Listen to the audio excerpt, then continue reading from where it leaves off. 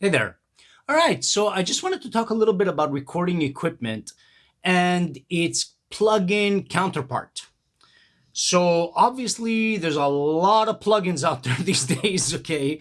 A lot. I think every piece of gear, every significant piece of gear has been reproduced in the form of a plugin for a fraction of the cost, okay? So it's pretty amazing. We live in amazing times. And I'll be honest with you, it's just mind boggling. The quality that you can get for the price, like especially with Waves plugins, which are super cheap. Of course, their Universal Audio counterparts are a lot more expensive, and there are other companies that make plugins as well. There's a lot of companies these days that make a lot of plugins. Waves is a big one though, because Waves, the quality is there and it's pretty cheap compared to other companies. Now, the question, of course, has always been, is the plugin good enough? Can I get away with the plugin without having to buy expensive gear? So can you get away with a plugin? And as you can see over here, and I've got some other gear over here. I don't have a lot. This is a Songwriter studio. Okay, this is not a pro studio or anything like that. Although some of this gear you can find in pro studios. Over the years, I've acquired a few of these, and I just found that it makes the difference. I have all of these in a plugin format except for the Chandler, the LTD2. I don't know. I don't think there's a plugin for that.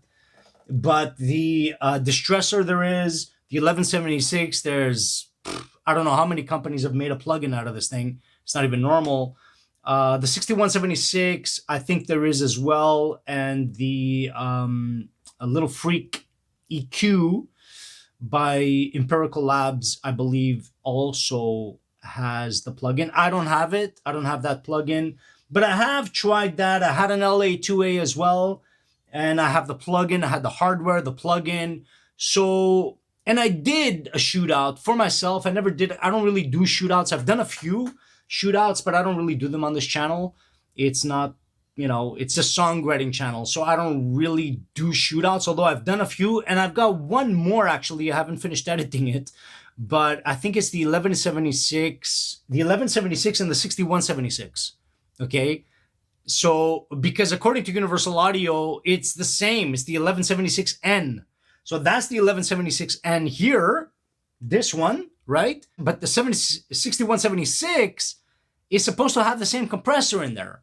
Now, I emailed Universal Audio and asked them about that, but the only thing they said is it's the same compressor, but keep in mind that the chassis of the 6176 is smaller. So that's going to affect the sound somewhat. They were a bit ambiguous about that, I'll be honest with you. So I'm not sure what's up with that. I'm going to release that video soon, though. I'm going to put it up and just that comparison. But normally I don't do hardware shootouts for this channel. It's just basically, songwriting. But having said that, with the plugins, is there a difference? Like for me, I'm not a pro, like I said. I'm not a pro engineer. I'm not a pro mixer. I do these things, but I do them from a songwriter's, viewpoint. And I don't do them as often as a pro mixer or a pro engineer or using plugins on a daily, hardware plugins, having both. So take this with a grain of salt, but I have noticed a difference.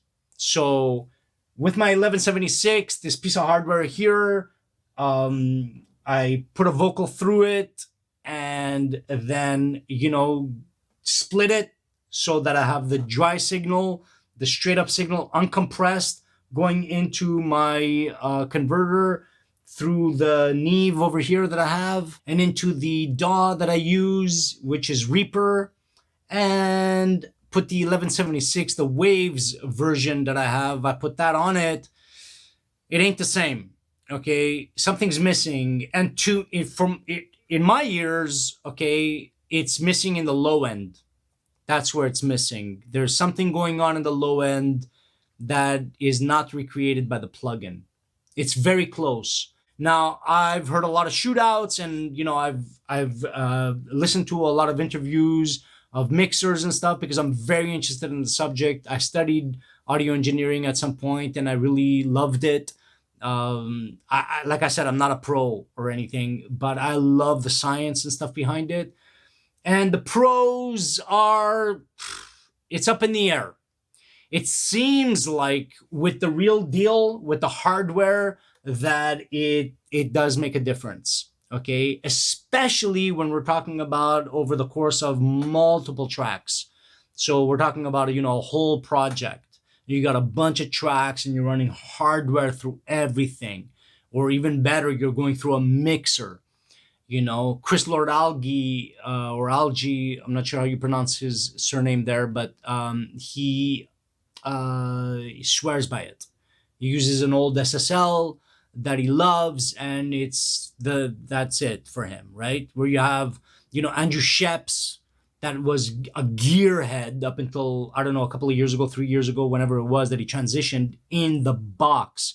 And what that means, for those of you that don't know, is it's just all in the computer, all plugins, all of it, all of it. We're not saying that everything was recorded that way. Okay, so for recording, he still says that you're gonna use a microphone, you're gonna use instruments, you're gonna record amplifiers. Okay, you need good gear to go in to the DAW. But once in the DAW, because remember that he's a mixer, whereas Chris Lord Algae, I think, does everything. He records as well. Not that Andrew Sheps is not also an engineer. He is. He's done a lot of projects, but when it's mix time, he's in the box 100%, and he swears by it, and that's it. Okay, and he's got like a wall of gear. And this guy's got probably more gear than anybody. But there's a lot of mixers that have gone hybrid, so they do a little bit of both. So they mix with both plugins and hardware, and of course the recording part of it is with hardware. And I think that's where you're going to notice the biggest difference is when you're actually going in to the DAW. So, look, it's up in the air. It's up in the air. For those of you that are not sure, don't worry about it too much, because the difference is, if there is a difference, it's negligible. All right. So whatever you can afford and whatever, tickles your fancy. I love this stuff. I love it. This Chandler LTD2, it's got like Neve, original Neve, I think the 2284 or something like that, components in it. It's just hand wired, and, all this stuff. It's just like, there's this romantic aspect behind it as well. So I've got a profiler for my guitar, which I love. The profiler, it emulates pretty much any amplifier that's ever, it's just an incredible piece of gear. But I've got my Fender, I got my Marshalls, and I just love them. Is it the same? Is the profiler the same as the JCM 800 that I have over there from the 80s? It sounds very close. In a mix, is it the same? Is it close enough?